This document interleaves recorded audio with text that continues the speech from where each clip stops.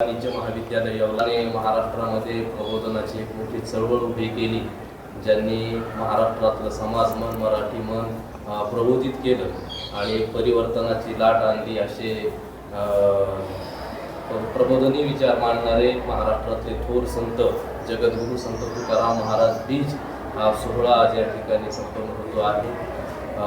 फाल्गुन वद्य द्वितीय 1650 मध्ये या दिवशी तुकाराम महाराजांचं वैकुंठ गमन झालं असं मानलं जातं आणि तो दिवस आपण संत तुकाराम महाराज बीज म्हणून साजरा करत असतो.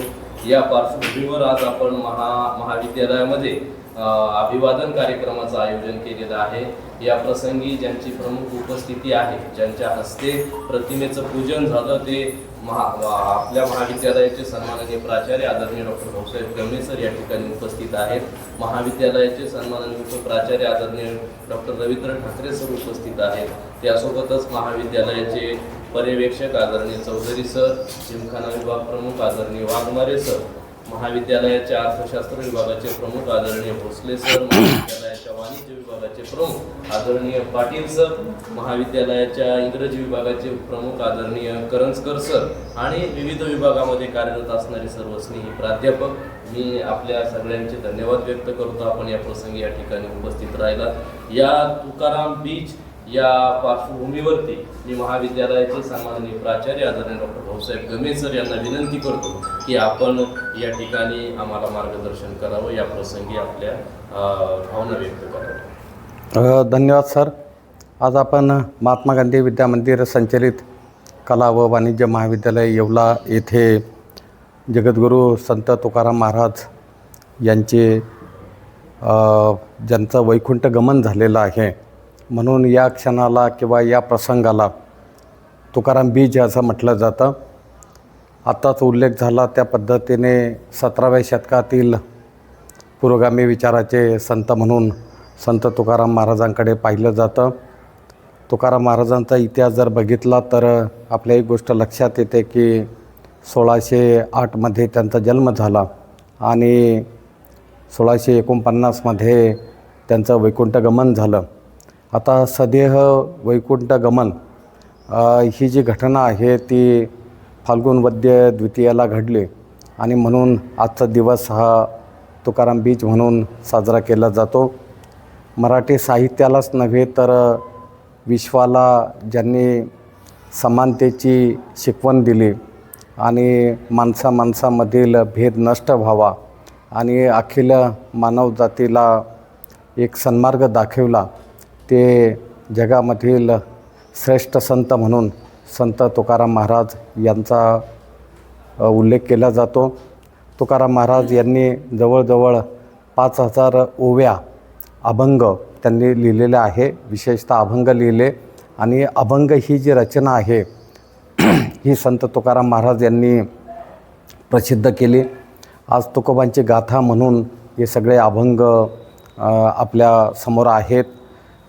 तुकाराम महाराजांनी अखिल मानवजातीला जो समानतेचा संदेश दिलेला आहे तो तर महत्त्वाचा आहे, परंतु इतिहास असेल, भूगोल असेल, सामाजिक एकीकरण असेल, त्याचबरोबर निसर्गाचं जतन असेल आणि मानवजातीचं कल्याण असेल, हे सगळे जे विषय आहे ते संत तुकाराम महाराज यांनी आपल्या कवित्वामधून म्हणजेच आपल्या अभंगांमधून व्यक्त केलेले आपल्याला पाहायला मिळेल.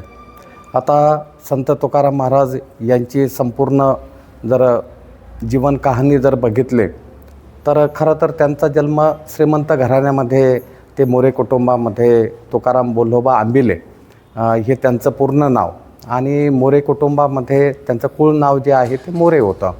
आणि खरं तर अतिशय चांगली सदन परिस्थिती असतानाही जेव्हा दुष्काळ पडला, म्हणजे त्यांचं दुकान होतं आणि मग सामान्य माणसाला जे जे कमी पडेल ते सगळ्या वस्तू त्यांनी स्वतःच्या दुकानामधील त्या सगळ्या वस्तू लोकांना वाटल्या.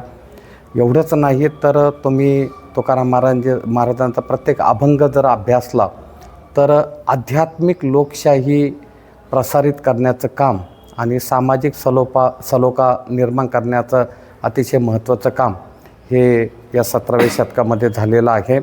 ज्ञानदेव रचिला पाया तुका झाला शे कळस. म्हणजे आध्यात्मिक लोकशाहीचा पाया जसा संत ज्ञानेश्वरांनी रचला, परंतु या सगळ्या गोष्टींचा कळस मात्र संत तुकाराम झालेले आपल्याला पाहायला मिळतात. त्यामुळे तुकाराम महाराजांनी दिलेली जी शिकवण आहे ती एकूण मानवजातीसाठी अतिशय महत्त्वाची आहे. आजच्या दिनी त्यांचं स्मरण करण्यासाठी, त्यांना अभिवादन करण्यासाठी आज आपण एकत्रित जमलेलो आहे. मी आपल्या महाविद्यालय परिवाराच्या वतीने संत तुकारामांना अभिवादन करतो. धन्यवाद सर. विष्णुमय जग वैष्णवांचा धर्म, भेदाभेद भ्रम अमंगळ, कोणाही जीवाचा न घडो मत्सर, वर्म सर्वेश्वर पूजनाचे. अशा पद्धतीनं समतेचा, एकात्मतेचा संदेश देणारे संत तुकाराम महाराज असतील किंवा वृक्षवल्ली आम्हा सोयरे वनचरे म्हणणारे, माझी शेती ही पंढरी माझा पांडुरंग नांगर धरी असं म्हणणारे वृक्षप्रेमी संत तुकाराम महाराज यांच्या तुकाराम बीज या निमित्त आपण या ठिकाणी एकत्रित झालो. मी आदरणीय सोनवणे मॅडम यांना विनंती करतो की आपण या प्रसंगी आभार व्यक्त करा. आदरणीय सोनवणे. महात्मा गांधी विद्या मंदिर नाशिक संचलित कला वाणिज्य महाविद्यालय येवला येथे आज आपण संत तुकाराम महाराज यांच्या तुकाराम बीज या कार्यक्रमानिमित्त, प्रतिमा पूजन निमित्त एकत्र जमलो. या कार्यक्रमाप्रसंगी आपल्या महाविद्यालयाचे उपक्रमशील प्राचार्य आदरणीय डॉक्टर भाऊसाहेब गमे सरांनी आपल्याला अनमोल असं मार्गदर्शन केलं. त्याबद्दल मी सरांचे मनपूर्वक आभार व्यक्त करते. उपप्राचार्य आदरणीय डॉक्टर RP ठाकरे सर हे देखील या कार्यक्रमाला उपस्थित राहिले, त्यांचेही मी मनपूर्वक आभार व्यक्त करते. तसेच आपल्या महाविद्यालयाचे शैक्षणिक पर्यवेक्षक प्राध्यापक KS चौधरी सर, क्रीडा विभाग प्रमुख प्राध्यापक वाघमारे सर, अर्थशास्त्र विभाग प्रमुख प्राध्यापक डॉक्टर RD भोसले सर यांचेही मी मनपूर्वक आभार व्यक्त करते आणि सर्व सहकारी प्राध्यापक बंधू भगिनींचे देखील आभार व्यक्त करते आणि अध्यक्षांच्या परवानगीने कार्यक्रम संपन्न झाला असं जाहीर करते. धन्यवाद.